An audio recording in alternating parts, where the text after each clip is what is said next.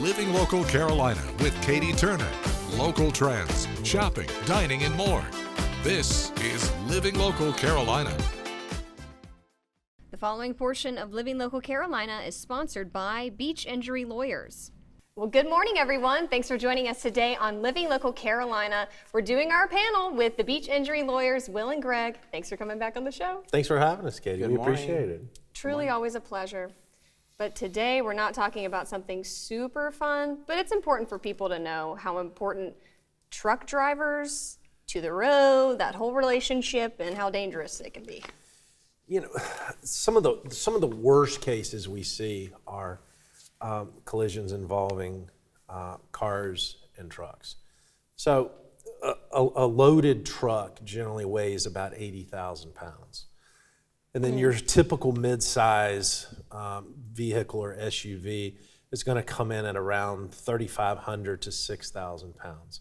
So you can see that there is a huge disparity in the size of the vehicles. And when you take into consideration the truck may be traveling 55, 65, 75 miles per hour, the results can be catastrophic and fatal. So we get quite a few phone calls about truck accidents. And, you know, truck accidents are really a specialty. And if anyone is injured in a truck accident, hopefully you'll call Beach Injury Lawyers, but you definitely want to contact lawyers that have experience doing it. If you look on our website, beachinjurylawyers.com, there's a results page. And what it is we give potential clients examples of what we've been able to recover in the past. So in most of the large multi-million dollar, whether it be settlements or verdicts, are truck accidents. So again, that just underscores how serious it is when you're involved in a motor vehicle accident with a commercial vehicle. So recognizing the significance and the disparity of the two types of vehicles, federal law really reigns supreme when it comes to truck driving. So the federal government, they have all kind of regulations regarding that a truck driver has to have a special driver's license. They have to have a commercial driver's license. They have to go through physicals once a year to make sure that they're physically capable of driving. There are also special insurance requirements. Generally, you have to carry a minimum of $25,000 in South Carolina, but that's for a car or an SUV. When you get to a commercial vehicle, you have to carry a minimum of $1 million. And again, and the reason is the loss that can result in a truck accident is catastrophic. Yeah. So again, there's a minimum of a $1 million policy when it comes to trucks. And by and large, you're going to see additional coverages, whether it be umbrella policies or whatever, over and above that $1 million. So, you know, you hate to get those calls with truck accidents. Yeah. You know, because you have a feeling that something really, really bad has happened. But I think we're seeing more. Well, I mean, I read there's a 18% increase in truck accidents in South Carolina last year alone. So, and we're seeing more and more phone calls. Yeah, we are, and I think some of it has to do with employment, with just in terms of the need for employment, and one route that we see is a lot of newer, younger truck drivers. One thing I wanted to add to what Greg said is after an accident, there's also requirements such as drug and alcohol testing that's not going to be present in a typical automobile accident. So the government has recognized, and our judicial system has recognized the need for additional coverage and additional aspects such as testing because it's prevalent and becoming more prevalent. The additional coverage layers could come from the tractor, the trailer that the load is coming from could also be insured by a separate company. So you're looking at different layers of coverages, and it's just something that a layperson, frankly, should not even think about. handling, and really going to an attorney who's handled these kinds of cases before is important. Like beach injury lawyers. That's right. Like beach injury lawyers. lawyers. Yes. All right, guys, thank you. Again, we're going to be talking more about road rage coming up, so you're going to want to stick around.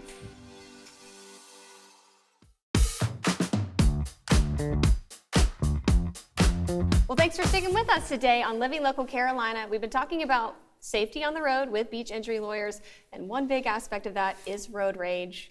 I will admit I do sometimes suffer from this, but I wouldn't say it's too bad compared to what we're going to be talking about. Well, I would say that this area is a pressure cooker for road rage because we lead the nation, or are in the top five or so areas in the country in growth. So more people, there are more roads, but the roads are not expanding at the same amount as the people. So more people on the roads, people from different areas, they don't know where they're going here.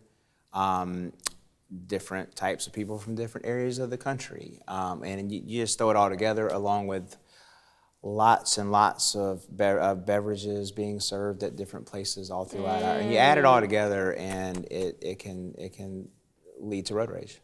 I mean, this is my personal opinion. You know, I think we have lost, I think, a good bit of civility in society. Whereas, you know, people were more forgiving and patient. You know, it's become the total opposite. You know, I'm going to use a Highway 501 example again. I think this was, 2 days ago. I'm with my wife, and a guy, in order to get 2 cars ahead, okay, just 2 cars, he pulls out, goes into the other lane, nearly causes a collision, then swerves into the lane, nearly hits the person in front of me. The person in front of me did not appreciate that very much. No. And it began. And, so you're just watching this road rage incident, taking place right in front of you. And it can be scary, especially with the addition of, the new open carry law. So you're seeing not only more people on the road, you're seeing more people on the road that have guns. And when you add a gun into the scenario, it's bad news.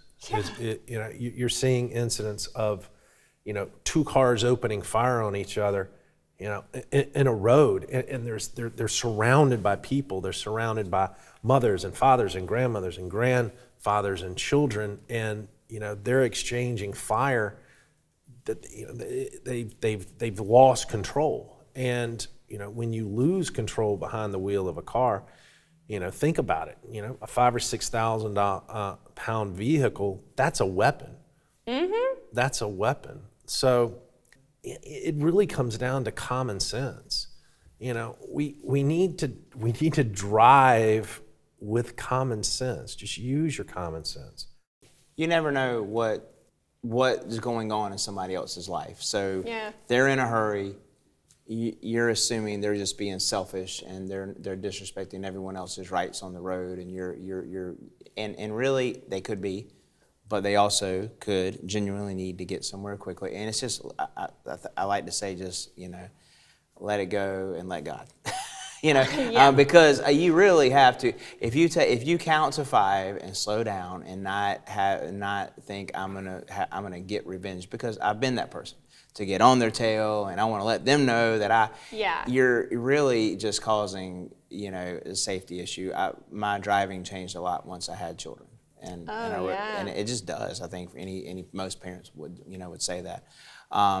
But I think that's a big point of it, is just letting it go. I mean, a lot of times people will, fly around you, and then you see them at the stoplight 5 minutes ahead. At Market Common, it happens all the time. I'm like, this person will go blowing by me, and I'm like, I'm gonna wave at you when we get to the stoplight right there, But people, they in the moment, they're not thinking that, you know, and it's just a simple, I mean, the best tip we could give is just, self-control. It's just never that serious. It's really not. Almost never that serious, guys. It's really not. Leave earlier.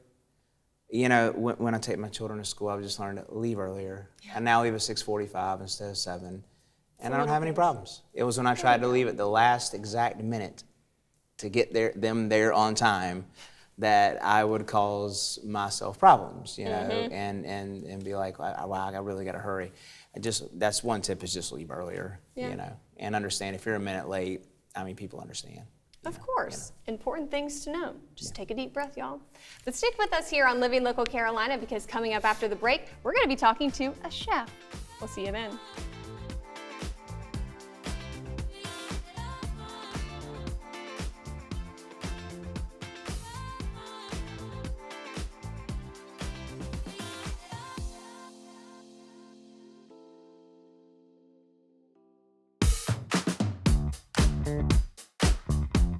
Well, thanks for sticking with us today on Living Local Carolina. I'm really excited because we have a chef in the studio, Leo Peterson. Thanks for joining us today. Thanks for having me. This is lovely. So how do you know Beach Injury Lawyers? I've known Will for over 20 years, and I met Greg from working with Will, and they both visit the restaurant at Gordon Biersch where I work. All right, tell me about the restaurant. The restaurant's all right. It's the service industry. People think it's changed, but it hasn't. The game doesn't change, it's just the players. So, you know, restaurants, it's hard to find good help, as it is everywhere, so that's common. But tell me about the food too, because I unfortunately have not been able to go yet. Oh, the food's great. I mean, that's All right, that's there we that's the only thing I can really say. The food's great. Okay, what kind of food is it? We have German food. We have a little bit of Asian food. We have some local food, like we get zucchini and squash from this company, A&A Produce. So, yeah, so we try to keep a little mixture of everything, keep everybody happy. Leo came up with this pork chop dish. Oh, yeah. It Yeah, I is did. the biggest pork chop you've ever seen, and it literally will just fall apart. It is so tender. So I like to feed people what I like to eat. Yeah, that works. yeah, so that's what keeps me coming back to Gordon Biersch is That pork chop Leo's dish. is Leo's pork chop. Well, how long have you been cooking, Leo? Over 20 years. Really? Yeah. Have you always known you wanted to be a chef, or did you just grow up I cooking didn't. here and there? I didn't want to be a chef, but in Myrtle Beach, there's no industry more than restaurants, right? So, I mean, you can always find a restaurant job, and if you work hard in any restaurant, you'll get recognized and move up. So, yeah.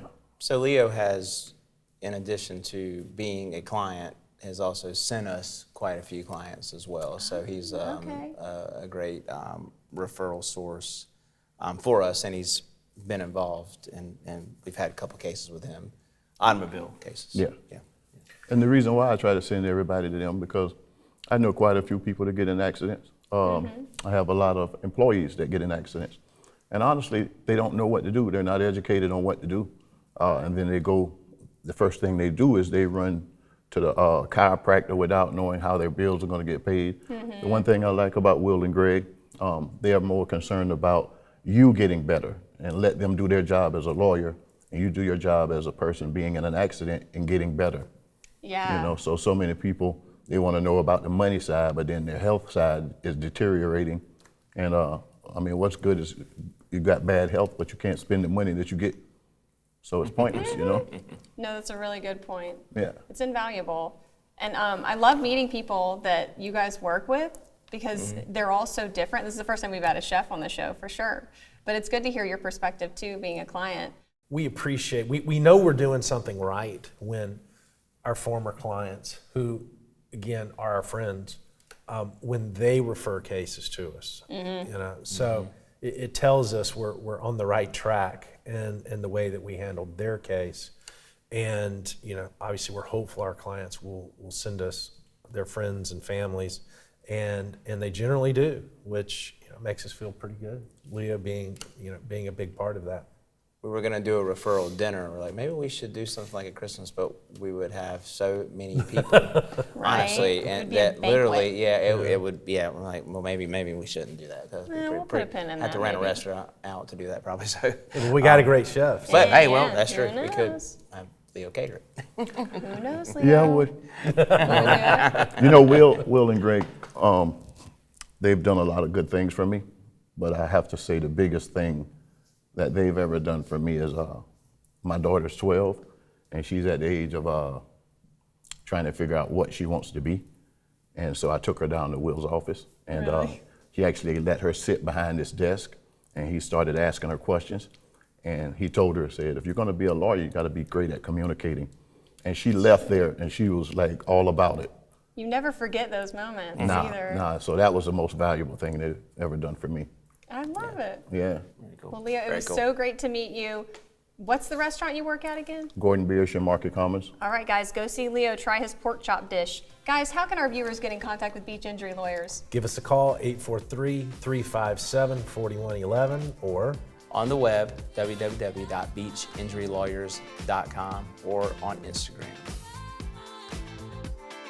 The preceding portion of Living Local Carolina is sponsored by Beach Injury Lawyers.